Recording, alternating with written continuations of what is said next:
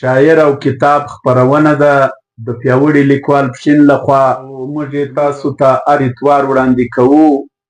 په دغه خپرونه کې د سویلي پښتونخوا او شمالي پښتونخوا هغه نوموړي او خوندور شاعران موږ په تاسو پیژنو چې پښتو ادب ته، پښتو ژبې ته او خپل قام ته یې زښته زیات خدمتونه کړي دي. او زموږ د دا خپرونې تر ټولو لوی مقصد هم دا دی چې پښتانه لیکوال او پښتانه شاعران د پښتانه قام د نوي کهول ځوانان وپیژني او د هغوی کتابونه ولولي، نو داسې به د پښتو سره مینه هم زیاته سي او خپل د پښتو ادبي اتلان به هم وپیژني. نو په همدغه هکله باندې نن موږ بیا را یو ځای سوي یو، د شاعر او کتاب ټیم تاسو ته مخاطب یو. زه تیمورشاه کمال او د ما سره محترم مشر پروفیسر فیض شهزاد صاحب او زما په څنګ کې عبدالمالک کلمیار او زموږ پر کیمره باندې زموږ د ستړي پښتون پیج چلوونکی طاهر لیوال. نو د تاسو څخه یو جهان مننه کوو، تاسو چې زموږ ویډیوګانې ګورئ، موږ ته ډاډ میلاویږي، موږ ته حوصله افزایي میلاویږي. همدغسې را سره دغه خپرونه بدرګه کوئ او کم لیکوال او شاعران چې پیاوړي لیکوال ته یې خپل کتابونه نه دي ډالۍ کړي یا موږ ته د هغوی کتابونه نه دي را رسېدلي، د هغه لیکوالو او شاعرانو څخه په ډېر احترام خواست کوو چې تاسو د پیاوړي لیکوال دغه خپرونې ته که تاسو غواړئ چې خپل کتابونه راواستوئ، نو زموږ پته ډېره اسانه ده. کمال ګیس کمپنۍ پښین یا پر ښه باندې چې کوم لمبر تاسو وینئ، پر دا لمبر د موږ سره تماس نیولی شئ او خپل کتابونه موږ ته رالیږلی شئ. موږ به یې په دا خپرونه کې ټولو لیدونکو ته، پښتانه قام ته معرفي کوو او داسې به ستاسو د کتاب مشورې هم کیږي او ستاسو د شاعرۍ خپرونه به هم کیږي. نو نن چې موږ کوم کتاب ستاسو دپاره قدرمنو لیدونکو انتخاب کړی دی، ناست یم د اوښکو ملغلرې پې یم. دغه کتاب د ښاغلي سید باچا شینواري صاحب دی او دی د مسلم باغ اوسېدونکی دی، په اصل کې خو د شمالي پښتونخوا اوسېدونکی دی خو له ډېره وخته څه په مسلم باغ کې میشت دی. دغه کتاب د سپین غر پښتو ادبي ټولنې مسلم باغ لخوا چاپ سوی دی او نن یې موږ و تاسو ته معرفي کوو. په دغه کتاب کې قدرمن سید باچا شینواري 215 مخه په دې کې نظمونه، پابند نظمونه، آزاد نظمونه او خوندوري غزلې هم شاملې کړي دي. په دغه کتاب کې د قام په هکله، د مینې په هکله او د وطن او د ظلم او د جبر په ضد باندې ډېر ښه مضمونونه او ډېر ښه عنوانونه ټاکل سوي دي. نو له تاسو څخه خواست کوو چې دا کتاب لاسته راوړئ او ویلولئ. د کتاب پیژندګلوي له تاسو سره کوو. تر ټولو لومړی د دغه کتاب نوم دی ناست یم د اوښکو ملغلرې پې یم، شاعر سید باچا شینواری او اړیکه یا شمیره 038302015 0300382021. دغه د شاعر د اړیکې نمره ده او د ټایټل جوړونکی زاید باچا شینواری دی، کمپوزر حبیب الله تاثیر دی، تصحیح عبدالله سرباز کړې ده او ترتیب یې محمد علي عمري کړی دی. د چاپ شمیر یې 500 دی او د چاپ ځای یونایټډ پریس کوټه، د چاپ کال 2014. د کتاب د موندلو درکونه قدرمنو د ځان سره نوٹ کړئ. افغان کتاب پلورنځی ریګل پلازا، ریګل چوک کوټه، صحاف نشریاتي موسسه کاسي واټ کوټه، دانش خپروندویه ټولنه، کیسهخوانۍ بازار پېښور، رازق نیوز ایجنسۍ جنوبي پښتونخوا مسلم باغ. د دغه درکونو څخه تاسو د سید باچا شینواري دغه کتاب ترلاسه کولی شئ او لوستلی شئ. د دې کتاب څخه به د خوندورې شاعرۍ خوندونه واخلئ.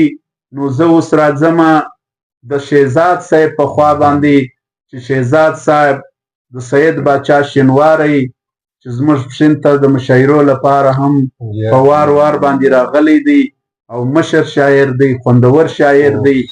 نو تاسو پر دې کتاب خپل رڼا واچوئ. یقینا زه به اول د تیمورشاه کمال د پیاوړي لیکوال، صدر او مشر دی د کور ودانۍ ووایم او دارنګه د دا ستړي پښتون پیج چلوونکی چې کوم طاهر دیوال دی او د سټوډیو اهتمام او انتظام دا چارې ټولې د ده په غاړه دي. نو د بستي کور ودانۍ و تر کومه ده چې د سید باچا شینواري د شخصیت، د فن، د هنر خبره ده. نو لکه زه داسې تا ته هم معرفي وو، پښین ته راتلی، اسیر صاحب ته راتلی، مسلم باغ او د اسیر صاحب د وفاته بعد چې ما کوم سیمینار د اسیر صاحب په هکله ایښی وو، په هغه پروګرام کې د شرکت کړی. مشر څوک دی او کلام یې پوخ دی، خیال یې دروند دی، لکه پر ځان داسې پر جهان، پر وطن، پر خاک، په شعر، په ادب، په ژبه مین څوک دی. یقینا که څه هم دی د پښتونخوا سره تعلق لرونکی څوک دی، خو د وخته څخه مسلم باغ کې پروت دی. زه ورغلی یم هلته مولوي همایون کاکړ صاحب په ملګرتیا کې لیدل کتل ورسره سوي دي او دارنګه دی معلم اسحاق صاحب په ناسته مې لیدلی دی او د هغه رنګه ډاکټر شفیق صاحب دا چې کوم دی نه اسحاق صاحب، نو دا ټوله موږ سره پېژنو. د کلام چې کوم دی هغه د قدر وړ دی، چونکې دی د عمر په هغه حصه کې دی چې معاشرې ته، ټولنې ته، ژوند ته په خپله زاویه، په خپل نظر ګوري، د پاخه ذهن خاوند او د پخته قلمکار دی. زه دا ډول کوم آفرین ورته وایم چې په داسې ځای کې، په داسې وخت کې بالکل د پښتانه یا د وطن خبره کول یا د خپل اظهار کول چې کوم دی نه، دا زه دته داد په دې ورکوم نه چې په دا عمر کې هم دی د قلم او کتاب څه، بلکې یو رنګه زه دا ووایم چې دی را پر دې څوک دی نه، او د ده شاعري چې کومه ده هغه یو بېل رنګ لري، یو جلا خوند لري. او که چیرې ته د ده پر شاعري داسې کماله نه چې د نمونې دپاره د ده یو کلام چې ووایه مزید نور خبره هم کولی شي. بالکل شینواری صاحب په خپل یو کلام کې وایي شهزاد صاحب تو جهان و تشکاره لکه د لمر یم، زربین یم په زرو کې ډوب نظر یم، او چې مشرنګ د تورې رسي تر ډیلایه، چې مشرنګ د تورې رسي تر ډیلایه، د شیرشاه د تورې شرنګ د لاس ظفر یم. نور تلمیذ درک د پښتون تاریخ کې راغلی دا بیا وایي مننه چې مشرنګ د تورې رسي تر ډیلایه، چې مشرنګ د تورې رسي تر ډیلایه، د شیرشاه د تورې شرنګ د لاس ظفر یم. تر مغربه مې اواز د تورې رسي، تر مغربه مې اواز د تورې رسي، هر او رنګ لره خوشحال یم مسنګر یم. تر مغربه مې اواز د تورې رسي، هر او رنګ لره خوشحال یم سنګر یم.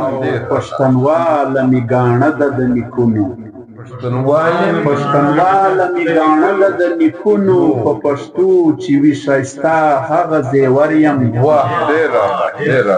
او کلک ځیګر راله راکړی رب تقدیر کې کلک ځیګر راله راکړی رب تقدیر کې په تقدیر کې لیکل سوی کلک ځیګر یم او په میراث کې سخاوت را پاته سوی په میراث کې سخاوت را پاته سوی د شجر د سخاوت شیرین ثمر یم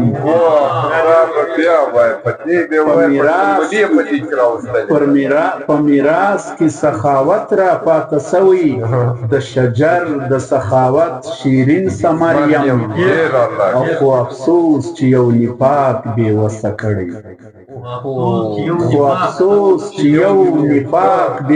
کړی ځکه نن د بېګانه زیرې اثر یم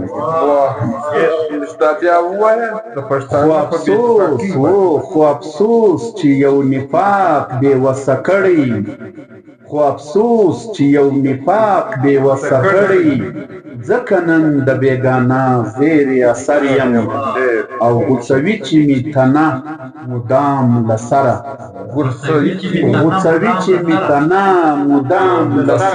زه سید نو بیا قاتل د هغه سر یم ما درته وویل چې دی د پاخه عمر پوخ شاعر دی د دې غزل هر شی ستا وړاندې کې او زموږ اورېدونکي واوري په دا هر شعر کې کلمې وه ما خبره دغه ده چې شاعر یو داسې څوک وي نه چې هغه ویښ ذهن لري ویښ زړه لري په ټولنه په معاشره په قام د ګور د قام هغه بې اتفاقي چې خوشحال ټول عمر د نفاق خبره کول چې پښتانه په نفاق دي هغه نفاق یې داسې تړلی دی نه داسې راوستلی دی نو زه د هغه وایم چې شینواري صاحب چې کوم دی نه ما په اورېدو هم اورېدلی دی په لیدو مې هم لیدلی دی په ناسته هم ورسره کښېنستلی مجلس یې زده دی په قلم و په کتاب مین څوک او د کتاب د قلم سره تړلی څوک هر شعر چې کوم دی هغه یو پیغام لري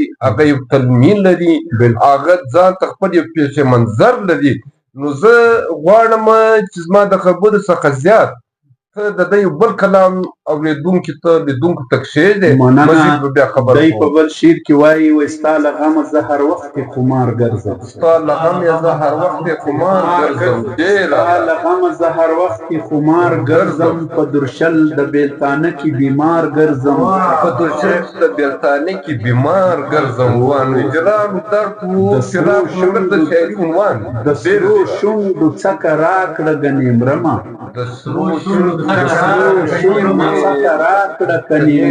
سیرایی لکه مجنون ناقرار ګرځم او ستا له غمه روزګار ټول سورانه پاتې د دنیا له کاروبار روزګار ګرځم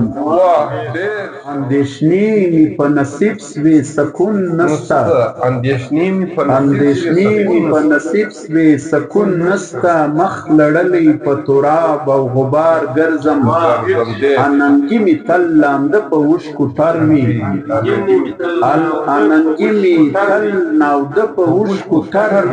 یاره ستا له ناکردو ناقرار ګرځم مننه اننګي مې تل لانده په اوښکو تر وي اننګي مې تل لانده په اوښکو تر وي یاره ستا له ناکردو ناقرار ګرځم لږ په غور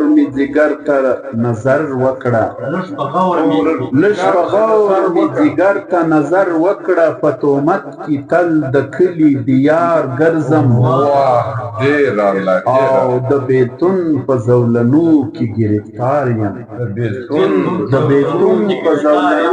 ګرفتار یم لکه سوی سپېلنۍ په انګار ګرځم په زولنو کې ګرفتار یم لکه سوی سپېلنۍ په انګار ګرځم او خدای ته وګوره لږ رحم پر ما وکړه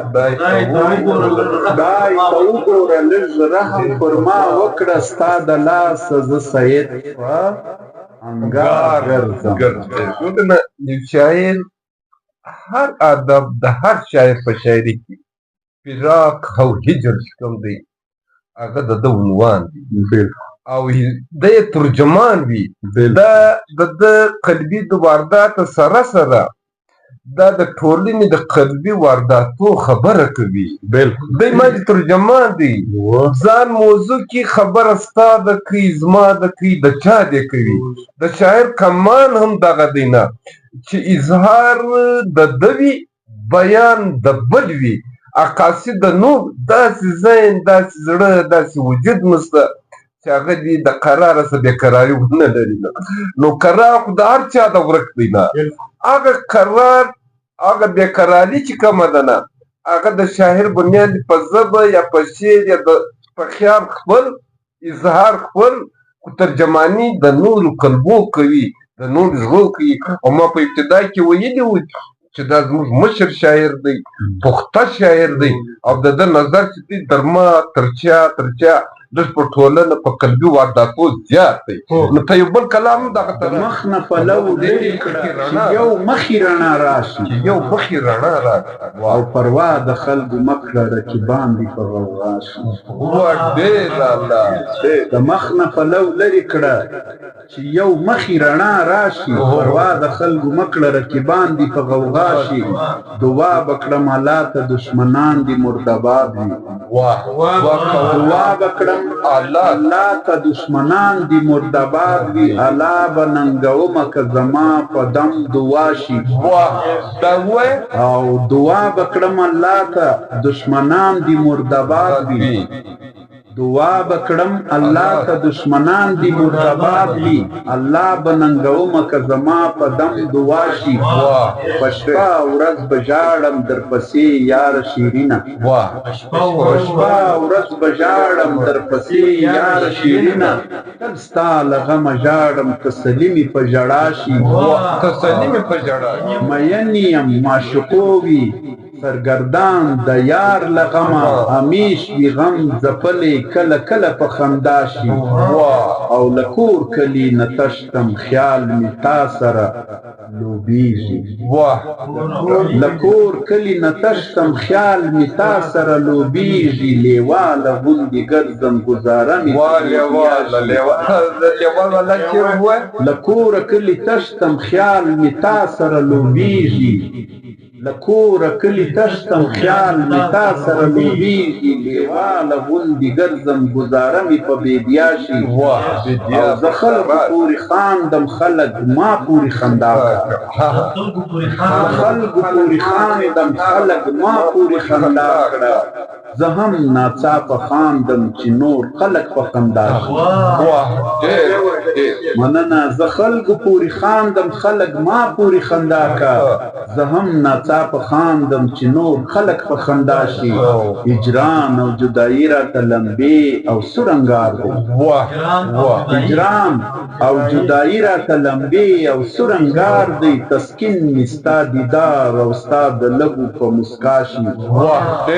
او ستا خیال چې زما خیال سره ملګری شي په سر کې، ستا خیال چې زما خیال سره ملګری شي په سر کې. سید نه جوړ اختر شي ورته ټول جهان رڼا شي. ادب یا شعر یا شاعر یو عجیبه کمال لري. یو خو زه دا خبره وکړم د فلسفې د لارې چې د ادب ده چې حسن چې کوم دی هغه عموما په فاصلو کې وي. بالکل. او دویم حسن چې کوم دی هغه خابیده وي. د خابیده مطلب دا دی چې هغه بې نیازه وي، خیال ورته ستایي د په خیال کې کوي که نه یې نه.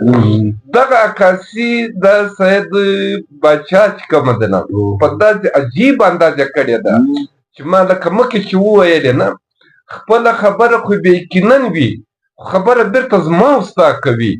او مینه او ښایست او حسن داسې یو شی دی چې زما په خیال سره څوک به د دې اعتراف وکړي، انکار به ونه کړي چې داسې ذهن، داسې زړه، داسې سترګه نشته چې هغه دې حسن کش نه کړي، هغه دې حسن سجده ریز نه کړي. او د شاعر خو کمال دغه وي، خپله خبره تر تا پورې کوي، ستا خبره تر ځانه تر پورې ځانه کوي. پورې. نو دا شینواری چې کوم دی نه، دی په رجحاناتو خبر دی، په اصلي تقاضو خبر دی، په قلبي وارداتو خبر دی، او ستا خبره په خپل انداز کې کوي، زما خبره په خپل انداز کې کوي، او تراکیب یې ډېر خوندور دي. زموږ عجیبه تراکیب یې ایښي دي نه. یو غزل چې کومه ده کلام یې رواني لري، دویم ساده و عام فهمه ده، مشکلات نسته کې نه، یعنی یو ځای د پیچیدګي سره خبره نه، خبره برملا کوي، خبره ښکاره کوي. یعنی هغه شعر دغه ته راغلی چې ما ته خوشحال په یاد راغلی نه، چې ښکاره نارې وهم چې خوله یې راکړه نه. نو زما مختصره خبره دغه ده، شینواری ما لیدلی دی، ما اورېدلی دی چې زما په خوښو شاعرانو کې دي، او بیا په یو داسې ښایسته وطن پر د داسې ښایسته ځای کې اوسي لکه مسلم باغ. او مسلم باغ د ښکلا ځای دی، د فکر ځای دی، د ژوندۍ خلکو ځای دی. نو د ژوندۍ او خلکو ځای او د حسن په ځای کې یقینا د ده صداقت توقع چې داسې ښایسته شاعري یې کړې وه. شعر یې دی چې وایي پکښې سوځي هر افغان نن، پکې سوځي هر افغان نن، پکې سوځي هر افغان نن، سپین سپېڅلي انسانان نن. واه پکې سوځي هر افغان نن، سپین سپېڅلي انسانان نن. د پښتون خوی مسلمان نن، د پښتون خوی مسلمان نن. او ښکلي ښکلي اتلان نن. ړانده نه یاست سترګور یاست، کاڼه نه یاست غوږور یاست. ښه زموږ په حال خبر یاست، نړیوالو که بشر یاست. بیرته یوسئ ټوپکونه له موږ لرې کړئ جنګونه. یعنې ګوره نه څومره زبردسته خبره یې کښېښوله چې دلته بشریت یا انسانیت ته ترجیح ورکړله ده، او د امن پیغام یې پرېښوی. مختصر به زه دا ووایم نه چې د ده ټوله شاعري چې کومه ده نه، اکثره شاعري چې کومه ده، هغه پر وطن او پر ژبه د قام د ملت په درد و په غم او ډېره قلبي وارداتونه کې شته، او هغه ګرځه د شاعري د هر شاعر عنوان دی، او چې جمال نه وي نو کمال نه وي. د غونګې زما ویلو او د غونګې زما خبره. قدرمنو لیدونکو، د سید باچا شینواري ناست یم، د اوښکو ملغلرې پې یم. دغه کتاب تاسو لاسته راوړئ، ویل ولئ. خواږه خواږه خوندور شعرونه نور هم پکښې دي. شاعر او کتاب خپرونه پر همدې ځای پای ته رسوو. زه تیمورشاه کمال، فیض شهزاد صاحب او طاهر لیوال صاحب، عبدالمالک قلمیار له تاسو ټولو اجازه غواړم. تر بل اتواره مو پر الله سپارو. ژوندي، بریالي او کامیابه اوسئ.